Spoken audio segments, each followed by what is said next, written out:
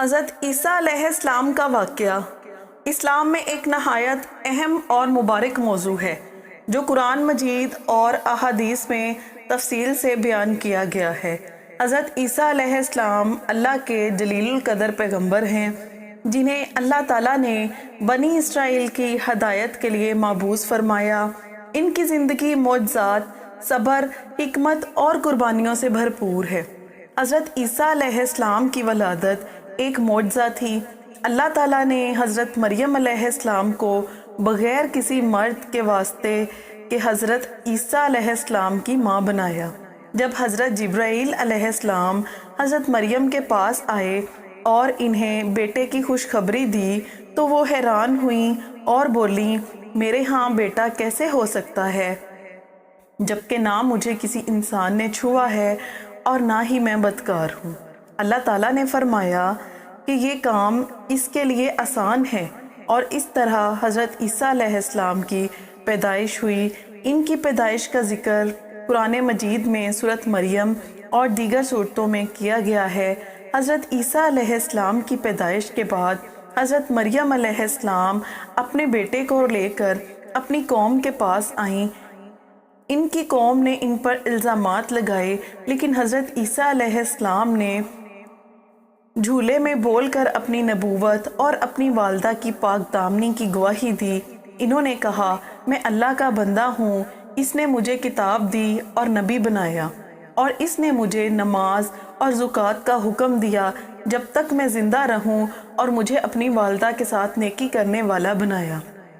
یہ حضرت عیسیٰ علیہ السلام کا پہلا معجزہ تھا اور ان کی حقانیت اور نبوت کا ثبوت تھا۔ حضرت عیسیٰ علیہ السلام کو اللہ تعالیٰ نے بنی اسرائیل کی ہدایت کے لیے نبی بنا کر بھیجا۔ انہوں نے لوگوں کو توحید کی دعوت دی اور شریعت کے مطابق زندگی گزارنے کی تعلیم دی۔ اللہ تعالیٰ نے انہیں کئی معجزات عطا کیے جن کا ذکر قرآن مجید میں کیا گیا ہے۔ وہ مٹی سے پرندے کا مجسمہ بناتے اور اللہ کے حکم سے اسے زندہ کر دیتے۔ وہ اللہ کے حکم سے پیدائشی اندھوں اور برص کے مریضوں کو شفا دیتے، مردوں کو زندہ کرتے، غیب کی باتیں بتاتے، جیسے لوگوں کے گھروں میں موجود کھانے کی تفصیل۔ یہ تمام معجزات اللہ کے حکم سے تھے، اور حضرت عیسیٰ علیہ السلام ہمیشہ یہ بات واضح کرتے کہ یہ اللہ کی طاقت ہے، ان کی ذاتی طاقت نہیں ہے۔ حضرت عیسیٰ علیہ السلام کے قریب ترین ساتھیوں کو حوارین کہا جاتا ہے۔ یہ وہ لوگ تھے جو ان کی دعوت پر ایمان لائے اور ان کی مدد کے لیے ہمیشہ تیار رہے۔ قرآن مجید میں ذکر ہے کہ جب حضرت عیسیٰ علیہ السلام نے حواریوں سے کہا، کون ہے جو اللہ کے راستے میں میرے مددگار ہوں؟ حواریوں نے جواب دیا، ہم اللہ کے مددگار ہیں، ہم اللہ پر ایمان لائے اور آپ گواہ رہیں کہ ہم مسلمان ہیں۔ حضرت عیسیٰ علیہ السلام پر اللہ تعالیٰ نے انجیل نازل کی جو ہدایت اور روشنی کا ذریعہ تھی۔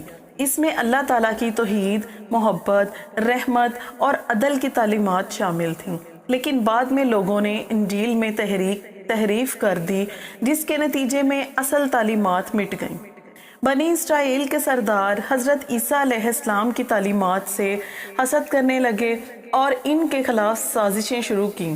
انہوں نے رومی حکومت کو حضرت عیسیٰ علیہ السلام کے خلاف بھڑکایا اور کہا کہ وہ حکومت کے خلاف بغاوت کر رہے ہیں۔ رومی حکومت نے حضرت عیسیٰ علیہ السلام کو گرفتار کرنے کا منصوبہ بنایا، لیکن اللہ تعالیٰ نے اپنی قدرت سے حضرت عیسیٰ علیہ السلام کو آسمان پر اٹھا لیا اور ان کے مشابہ کسی اور شخص کو ان کی جگہ دے دیا۔ قرآن مجید میں اللہ تعالیٰ فرماتا ہے، اور انہوں نے حضرت عیسیٰ کو قتل نہیں کیا اور نہ ہی سلیب دی، بلکہ ان کے لیے کسی اور کو ان جیسا بنا دیا گیا۔ حضرت عیسیٰ علیہ السلام کو قیامت کے قریب دوبارہ زمین پر بھیجا جائے گا۔ اسلامی عقیدے کے مطابق وہ دجال کو قتل کریں گے، عدل و انصاف قائم کریں گے اور تمام انسانوں کو توحید کی دعوت دیں گے۔ حدیث میں ذکر ہے کہ وہ دمشق کی مشرقی جانب ایک سفید میانار کے پاس نازل ہوں گے، زرد کپڑے پہنے ہوں گے اور ان کے بالوں سے پانی ٹپک رہا ہوگا۔